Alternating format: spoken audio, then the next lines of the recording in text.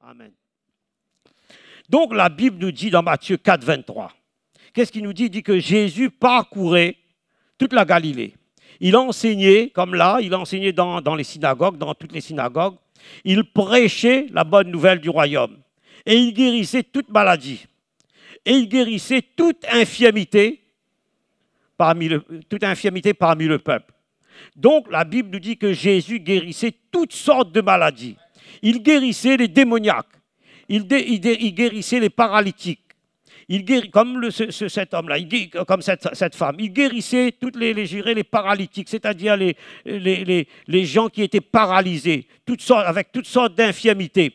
Il guérissait, je dirais, les lunatiques, c'est-à-dire comme les gens qui faisaient des crises de convulsions, des gens qui faisaient des crises d'épilepsie et qui avaient des problèmes neurologiques. Il guérissait toutes sortes de maladies, que ce soit physique, psychologique ou n'importe quelle maladie, il guérissait. Donc Jésus allait dans les synagogues et il prêchait la bonne nouvelle. Il prêchait l'évangile de guérison, l'évangile de délivrance. Et là, Luc nous raconte dans ce texte que dans cette synagogue, il y avait c'était le jour du Shabbat, le jour comme un jour comme ce dimanche, comme là nous sommes réunis.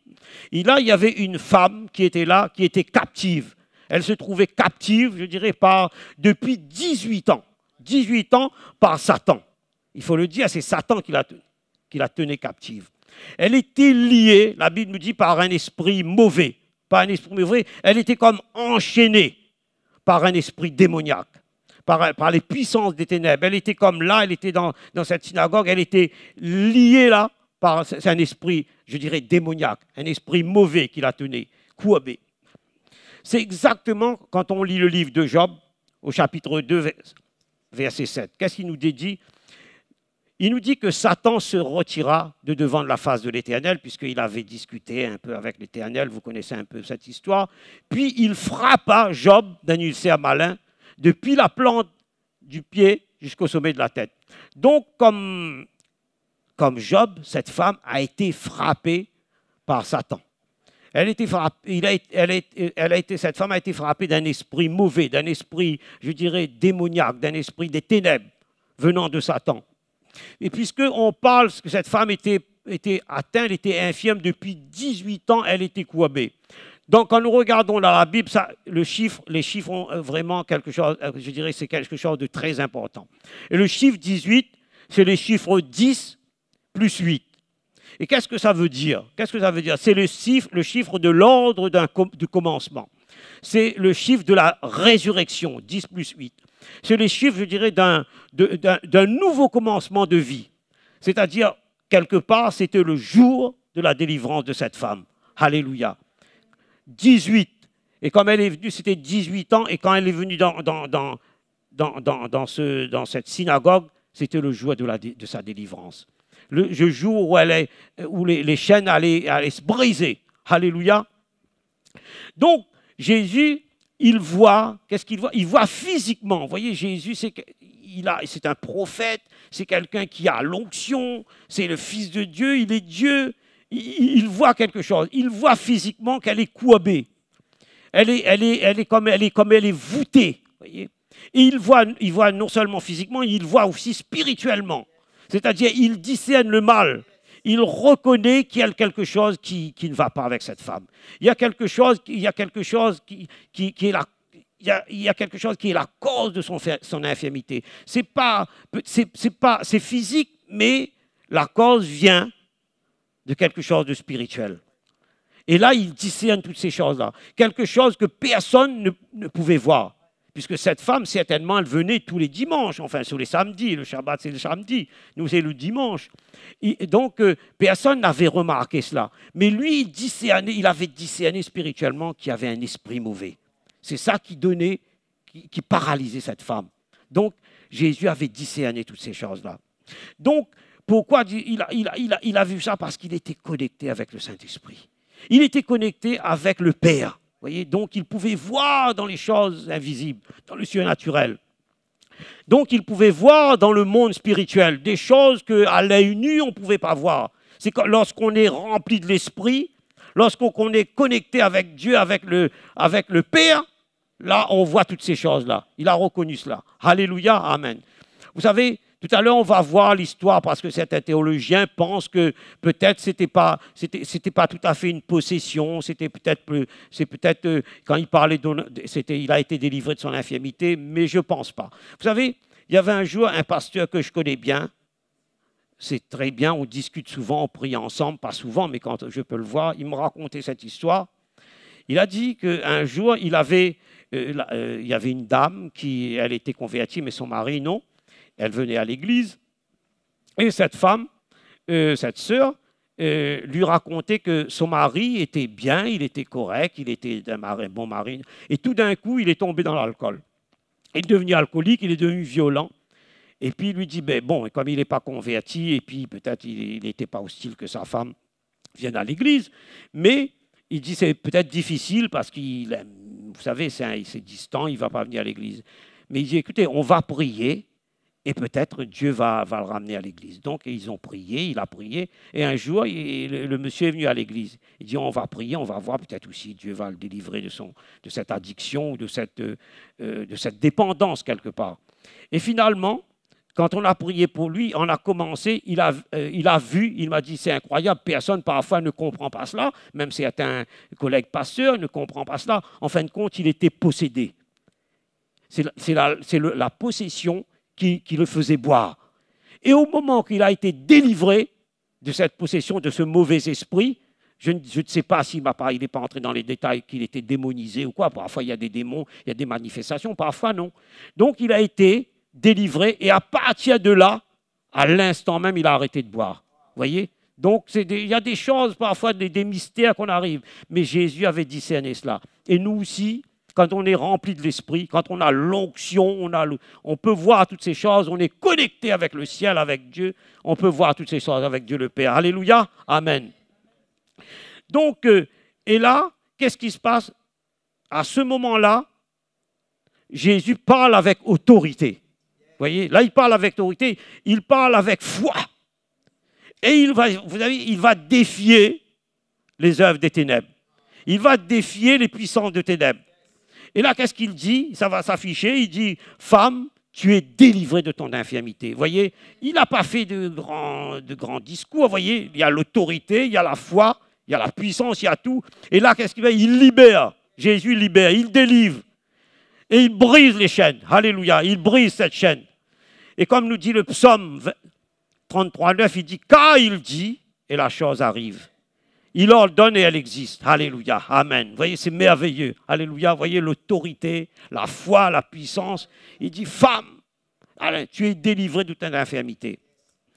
Donc, quand j'ai vu ça, je dis, mais il y a quelque chose qui se passe. Vous voyez, il a vu ça, il a discerné cela, et là maintenant, certains théologiens pensent qu'avant d'imposer les mains, on va voir qu'il avait fait la délivrance. Je ne sais pas, mais ce que je sais, c'est qu'il a commandé quelque part, il a dit, parce qu'il avait vu dans l'invisible. Je crois qu'il a vu ça. Quand il a vu, il a dit, il a vu cela comme si tout de suite il a parlé au mauvais esprit. Il a dit, femme, comme si indirectement, on pourrait voir peut-être, bon, par révélation, il a dû voir, il a opéré différemment. Il dit, femme, quelque part, il a menacé l'esprit impur. Vous voyez, il n'a pas dit mauvais esprit, mais il a parlé de femme maintenant, comme s'il commandait, tu vas être délivré. Alléluia. Amen. Vous savez, encore une histoire, une illustration.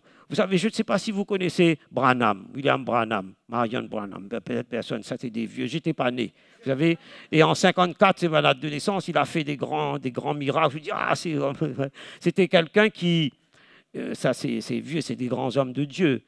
Cet homme, après, bon, souvent, parfois, il peut arriver qu'il a fait il a fait des bêtises après. Bon, je n'étais pas d'accord, mais quand il était vraiment dans sa gloire, quand il était vraiment dans son ministère, vous voyez, parce que lui, il travaillait beaucoup avec les visions.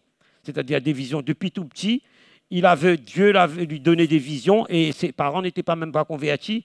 Il voyait ce feu, ce colonne de feu un peu, bon, prochain message, ça va être l'âge de l'Alliance. Vous voyez, sur la colonne de feu, la lumière. Donc, qu'est-ce qui se passe? C'est-à-dire, il avait reçu de Dieu, lui, c'est les visions, et puis par révélation. Il prêchait par révélation. J'aime bien cet homme-là, j'aime bien ce qu'il avait fait. Et là, cet homme, il avait tellement une mystère quand il priait pour les malades, avant qu'on l'invitait, on disait, écoutez, venez prier pour tel ou tel malade. Il voyait dans les visions, dans la maison de la personne, tous les objets, toutes les personnes commencent à fonctionner. C'est incroyable, vous voyez. Quand il allait, il voyait qu'il y avait un meuble, telle couleur, etc., tel fauteuil, tout, il voyait tout ça. Et un jour, il est allé prier pour un homme qui était malade, gravement malade, cancer, plein de choses comme ça, il allait mourir. Et quand il allait prêcher, il a vu qu'un détail, quand il est entré, il y avait un chapeau sur le lit.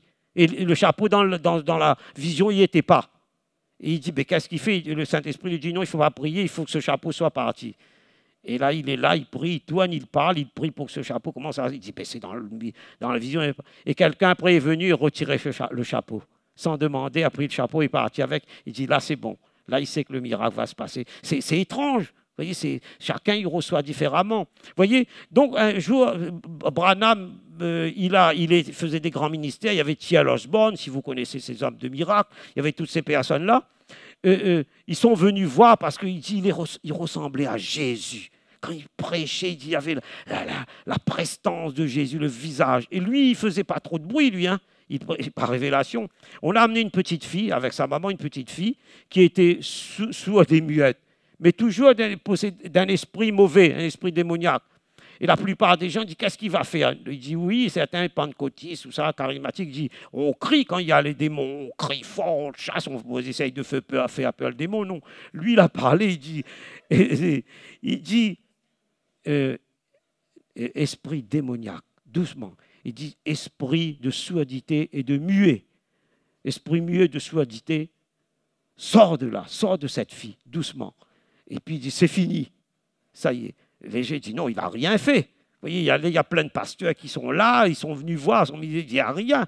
Et puis après, il dit, ça y est, le démon est parti. Mais il dit, il n'y a pas eu de manifestation, il n'a pas crié, il n'y a pas eu des trucs. Il a dit à l'auditoire de prier avec lui.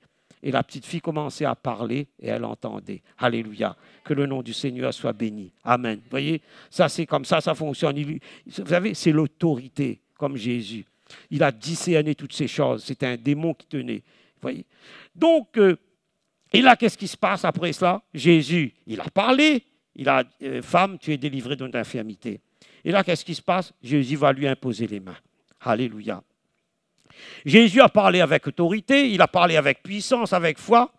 Et là, maintenant, Jésus va passer à la pratique. C'est ce que nous faisons. Lorsque nous prêchons, nous devons passer à la pratique. Jésus faisait toujours cela.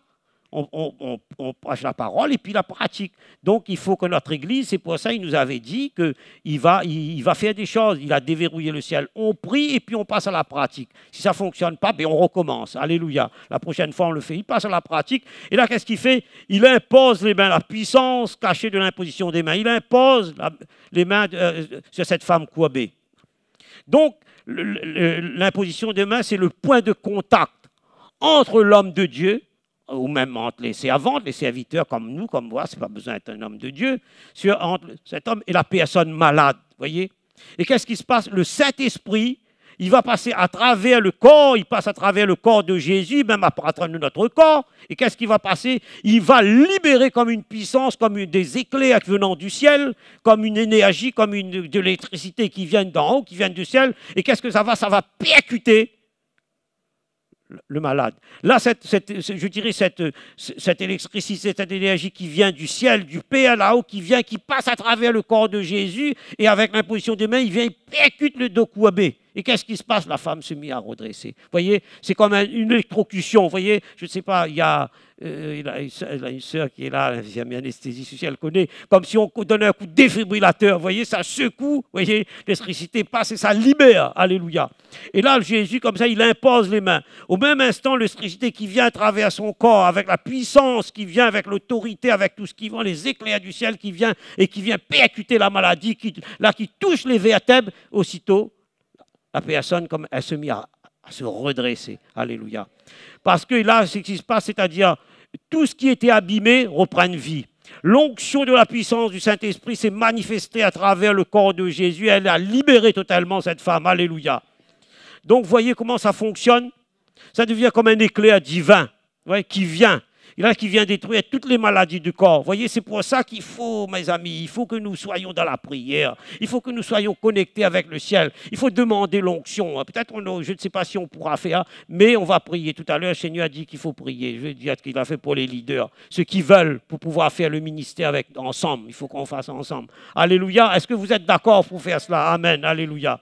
Donc, vous voyez comme ça fonctionne. Quand nous sommes connectés avec le ciel, quand nous sommes dans la prière, dans l'intercession, comme nous savons avec les paroles prophétiques comment opérer, avec du discernement, voilà, on est prêt. Alléluia. Amen. Vous voyez, on a le feu, on a l'onction. Vous voyez, donc on est comme ça. Alléluia. Donc, qu'est-ce qui va se passer après? Vous voyez, on va voir après, à l'instant même, au même instant, tout de suite, c'est comme, vous voyez, comme l'éclair. Cette femme courbée s'est redressée. La puissance du ciel l'a fait redresser cette femme, l'a fait redresser. Et qu'est-ce qu'elle fait? Elle s'est mise à glorifier Dieu. Alléluia. Amen. Alléluia. C'est comme dans le psaume, le psalmiste nous dit en 116, 17, « Écoute-moi, ô Éternel, car je suis ton serviteur, fils de ta servante, qui a détaché mes liens. » Vous voyez? Comme si les liens s'étaient détachés. Vous voyez, la colonne vertébrale était comme rivée. Vous voyez, les vertèbres étaient rivées. Tout d'un coup, ça a débloqué. Vous voyez, ça a détaché. Ça s'est débloqué, ça s'est redressé. Je t'offrirai un sacrifice d'action de grâce et j'invoquerai le nom de l'Éternel. Alléluia. Donc, cette femme qui était courbée, c'est-à-dire elle était endommagée. Elle était paralysée. Certains parlent aussi qu'elle était, dans certaines versions, elle était estropiée. Vous voyez? Estropiée par cet esprit mauvais, cet esprit démoniaque. Donc, moi je crois qu'elle avait la tête courbée, baissée, vous voyez, elle ne pouvait pas, elle était voûtée, la tête, elle regardait seulement le sol, elle regardait par terre parce qu'elle avait comme si elle, le poids, comme elle avait le joug venant, un joug qui l'a paralysée physiquement et spirituellement. Vous voyez, Satan a mis comme un joug, a mis un fardeau, un poids sur elle, donc elle était tout courbée, elle regardait toujours vers le ciel. Alléluia. Et au même moment, lorsque Jésus lui a imposé les mains, elle se redressait immédiatement et tout a été débloqué. Elle s'est mise à glorifier Dieu. Et les ténèbres sont parties. Et la lumière a jailli dans son corps, dans son cœur. Et ça m'a fait penser, quand j'ai travaillé là-dessus, comme le psalmiste dit, « Je lève les yeux vers les montagnes. D'où me vient le secours? Le secours me vient de l'Éternel. » Alléluia. Donc, qu'est-ce qui s'est passé au moment où cette femme a été guérie? Donc, le mauvais esprit, comme je disais, est parti. Et ses vertèbres sont débloquées, complètement restaurées. Donc, ce qui se passe, c'est-à-dire, pour moi, ce qui s'est passé, c'est-à-dire, là, elle s'est mise à louer le Seigneur. Elle s'est mise à louer le Seigneur. Vous voyez? Donc, ce qui s'est passé, c'est-à-dire qu'il y avait comme ce fardeau. Elle était comme courbée, elle pouvait voir. Et au moment, c'est-à-dire, Satan l'a empêché de regarder le ciel. Vous voyez? Et au moment quand son esprit s'est débloqué, elle pouvait lever les mains glorifié. Vous voyez, il tient, il veut qu'on regarde le ciel. L'enfer en bas pour t'emmener au tombeau. Vous voyez, à la tombe. Mais là, après, c'est débloqué le ciel. Il lève la main. Alléluia. Amen. Mais il y a une chose, tout à l'heure, nous avons vu, il va pas rester, je dirais, inactif, le prince de ce monde, le prince de l'air. Donc, il va passer à l'offensive. Parce que c'est lui qui donne la maladie, c'est lui qui tenait cette femme captive. Donc c'est lui qui nous inflige des maux, inflige les enfants de Dieu toutes sortes de maladies, toutes sortes de souffrances, toutes sortes de maux. Donc comme nous voyons bien au verset 14, ben, il va maintenant, qu'est-ce qu'il fait? Il va utiliser maintenant, vous voyez, là il va utiliser les religieux. Il va utiliser le religieux pour essayer de dire peut-être c'est pas de Dieu, etc. Enfin, il n'est pas guéri, ou bien pour contester, pour éprouver Jésus quelque part.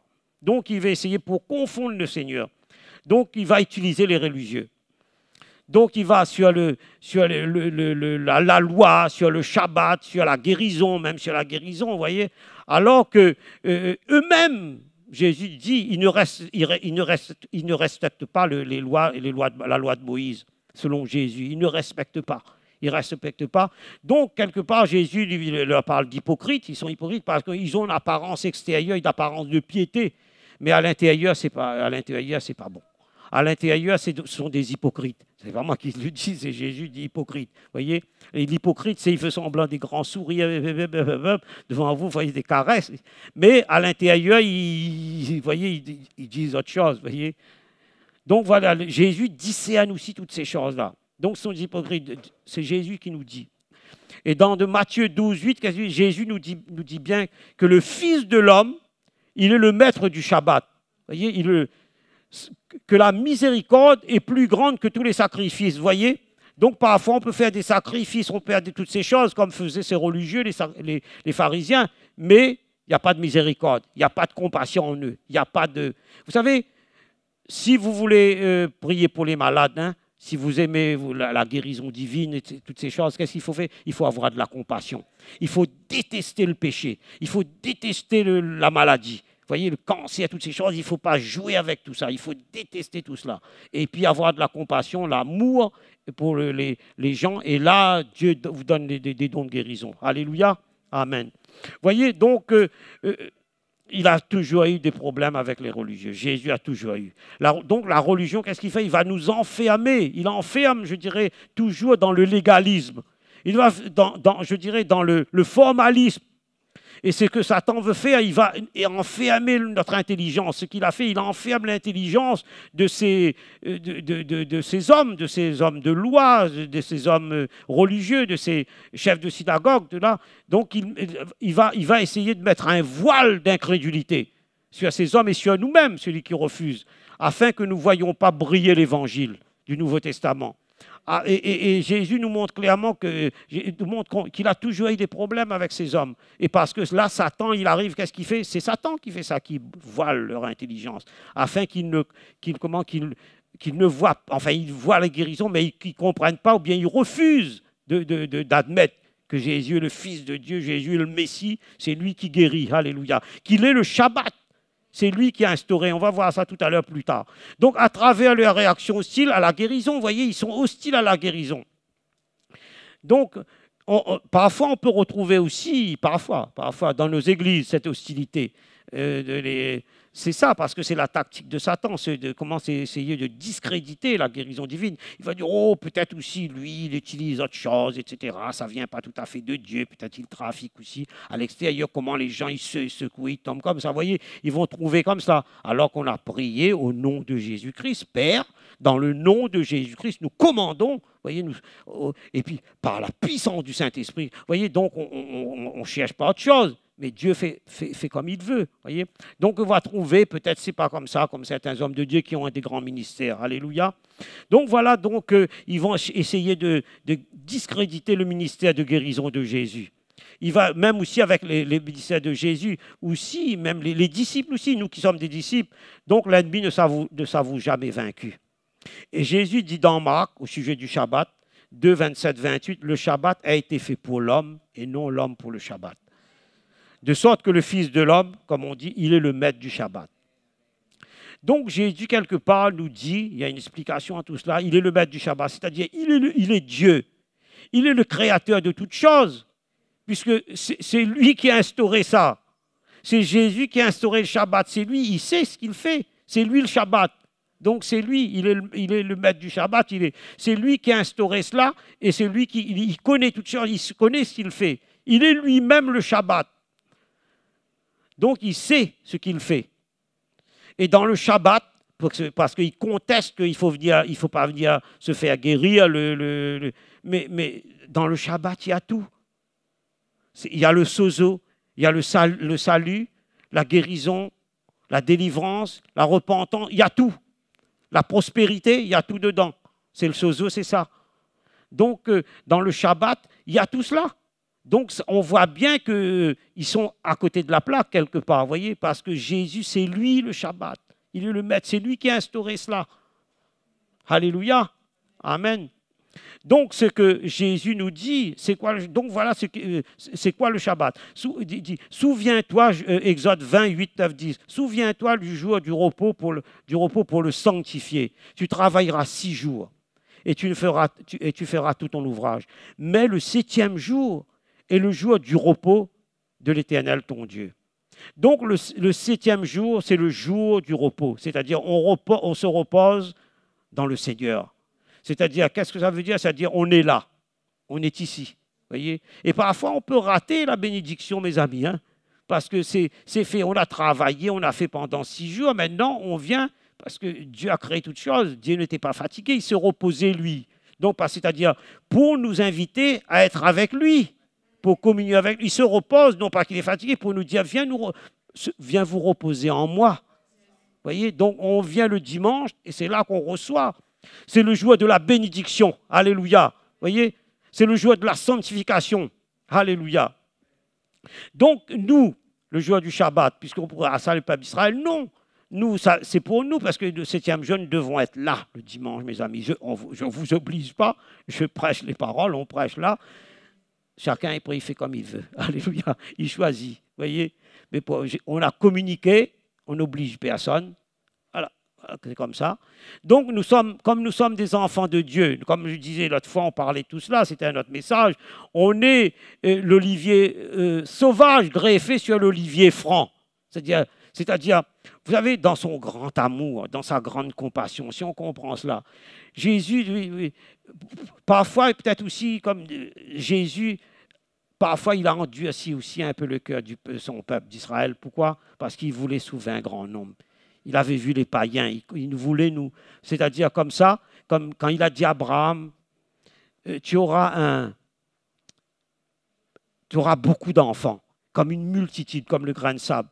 Parce que depuis la Genèse, avant, c'était pas. Depuis le début de la Genèse, il disait cela parce que prophétiquement, il avait donné à Abraham un message en disant que nous, en tant que païens, nous allons faire partie aussi des enfants d'Abraham. Voyez? Donc c'est pour ça que nous devons aimer Israël. Alléluia. Parce que nous sommes greffés sur Israël. Et donc nous faisons partie intégralement aussi des enfants de Dieu.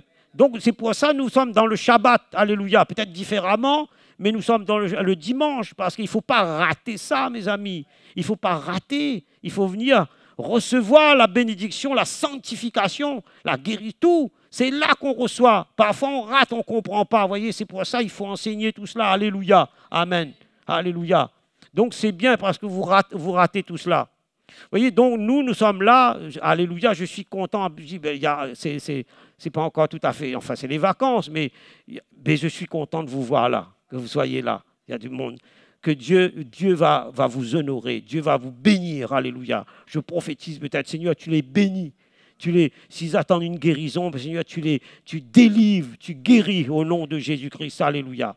Vous voyez, donc ce qui se passe, c'est-à-dire que dans tout cela, le Shabbat, c'est très important.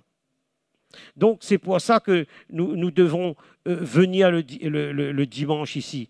Donc, en Jésus-Christ, nous sommes devenus des enfants d'Israël, des enfants de Dieu. Parce que nous faisons partie de la promesse des enfants, de la promesse d'Abraham. Et nous voyons, nous devons venir dans le repos du Seigneur. Nous devons venir dans son temple pour le louer, pour l'adorer, pour le prier. Et là, à ce moment-là, on est sanctifié. On reçoit la sanctification. On est sanctifié par le Saint-Esprit, par l'Esprit. Et quelque part, on est comme si Dieu nous invite, vous voyez, il nous invite à entrer dans son repos. Il nous invite à entrer dans son temple, dans sa présence aussi, parce qu'il nous invite aussi à donner notre temps, à donner notre service, notre consécration, à donner notre offrande, c'est-à-dire l'adoration, notre louange, et aussi nos finances, parce que ça vient de lui.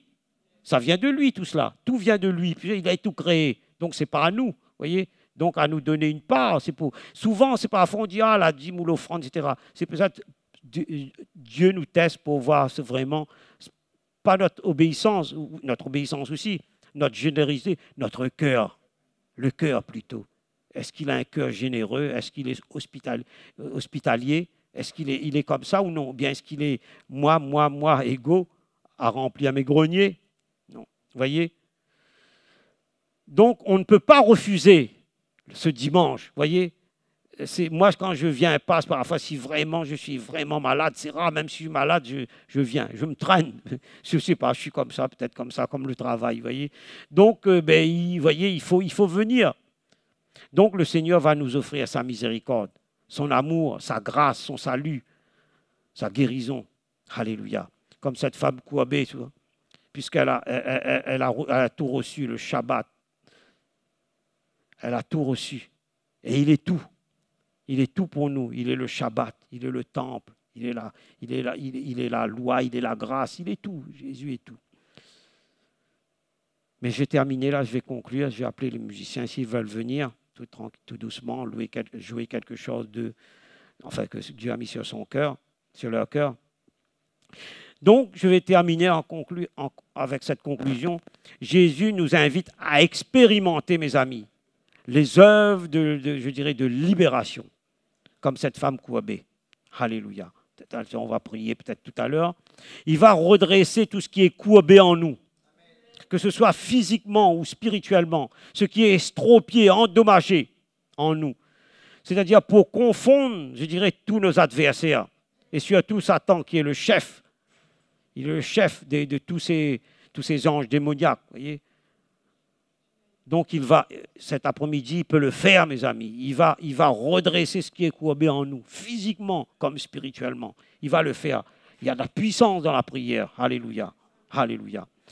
Donc, ce qu'il veut aussi, c'est que nous soyons acteurs aussi, que nous ne soyons pas seulement des simples sympathisants, voyez, comme ça, qui viennent comme ça, mais il veut nous inviter à être acteurs. Qu'est-ce que ça veut dire? Ça veut dire participer aussi à la guérison avec lui.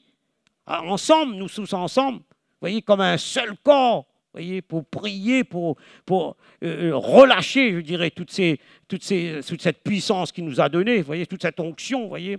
Donc, il veut que nous soyons pas seulement des sympathisants, mais des acteurs, des vrais acteurs, comme lui, dans ce ministère de guérison, dans ce ministère de délivrance. Pourquoi? Afin d'entrer avec lui dans ce processus du royaume. Alléluia.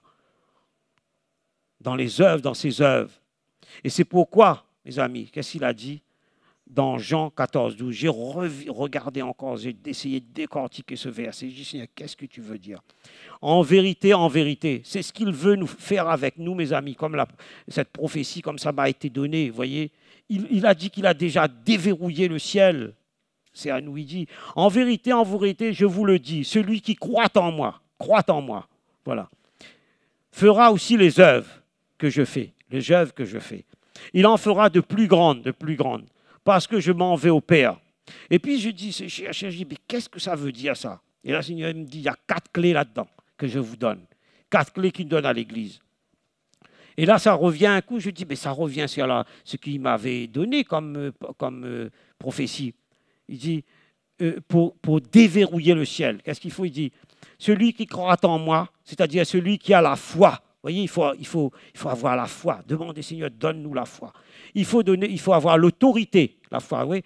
Croire en moi, c'est-à-dire la foi, comme Jésus. La foi, autorité. Les œuvres, il dit, on fera des œuvres. Vous voyez, les œuvres qui viennent de Dieu. Mais c'est quoi les œuvres? C'est-à-dire, les œuvres, puisque c'est que le Père nous donne. Le Père, c'est-à-dire le salut, la guérison, etc., les miracles, etc. Et il dit, c'est quoi les plus grandes?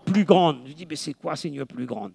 Donc, c'est que Dieu veut nous donner, c'est-à-dire que Jésus, lui, il n'a pas été en Europe, il est resté seulement au Moyen-Orient. Il est resté Et là, il dit que, c'est pour ça, il dit, il va donner à l'Église des choses plus grandes, c'est-à-dire pour faire la grande commission, c'est-à-dire aujourd'hui, quand nous voyons des grandes croisades, des grandes campagnes d'évangélisation un peu partout dans le monde, dans les 4 coins de la terre, vous voyez, partout.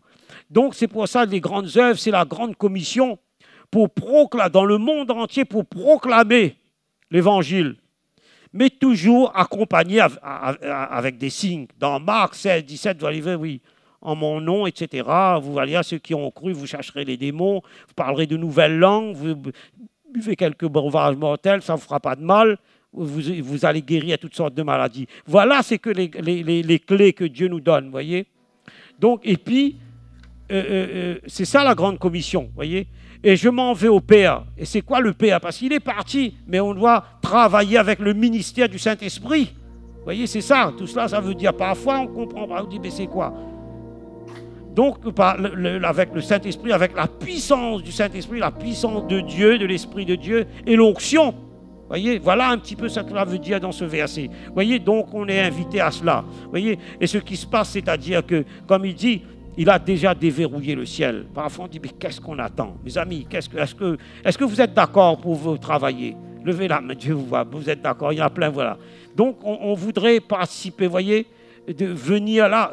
Est-ce que vous, si vous voulez voir, je vais vous encourager, je ne sais pas, moi, ça brûle, vous voyez, c'est un peu, comme s'il y a le feu là, vous voyez, donc, vous voyez ça, on voulait voir des miracles, vous voyez, je sais que Dieu a mis un sceau là-dessus, mais parfois on dit, mais c'est difficile à débloquer, ça vient de nous, il a déjà déverrouillé, au mois de septembre, on va travailler peut-être différemment, on va voir, etc., mais je sais qu'il y aura des musiciens qui vont jouer. Là, ils vont jouer comme plein. Ça va être l'estrade plein. Je prophétise. Il y aura le message va être encore peut-être puissant.